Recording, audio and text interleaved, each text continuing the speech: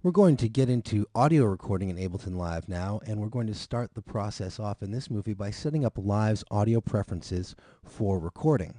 I'm going to go to Live's Preferences and click on the Audio tab and take a look at the preferences. Now, we had a quick look at some of these in an earlier movie when we were setting up Live's preferences, and we're going to come back here again and talk about setting up for audio recording. So we're going to look at our audio input device preferences. And here I have a list of the various input devices available to me: my built-in audio, my Digi 002, my M Audio Mobile Pre, and I also have Soundflower installed. I'm actually going to be using my M Audio Mobile Pre to record, but I'm going to show you something with the 002 that's very important. You may have a audio interface with multiple inputs. So if you do, you're going to want to click on the Input Config button to view all of your available inputs. And here you can see I've got 1 and 2 mono, 1, 2 stereo, 3, 4 mono, etc., etc. And I only have 1 through 4 activated. And the reason for that is because when I'm using my 002, those are the only inputs that I'm actually going to be using. Typically, I'll probably record guitar, vocals, bass, and keyboards. So I don't want to have these other inputs activated because activated inputs actually use up processor resources even when you're not using them. So keep that in mind if you've got an input device with multiple inputs.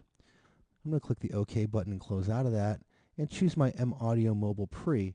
Now if I click the input config for that, I've only got my 1 mono, 2 mono, and 1 and 2 stereo, so I don't really have to worry about activating or deactivating inputs there. Next thing we're going to look at here is buffer size and latency. Now latency is the amount of time it takes from when you hit, say, a chord on your guitar or sing a line into your microphone, and the time it takes for that performance to actually get into your computer. And that is controlled by the buffer size here. If you have a very high buffer size, you're going to have longer latency, and if you have a very low buffer size, you'll have shorter latency. However, too small a buffer size and you'll be experiencing unwanted pops and clicks.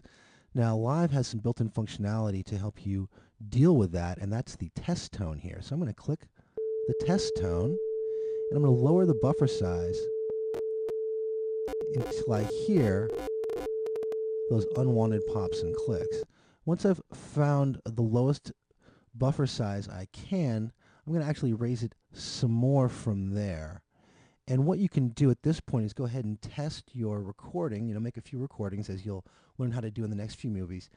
If the buffer size is set too low, you'll hear dropouts in the audio and other artifacts. So you can come back here and raise the buffer size some more, and eventually you'll come up with the right buffer size settings for your audio recording.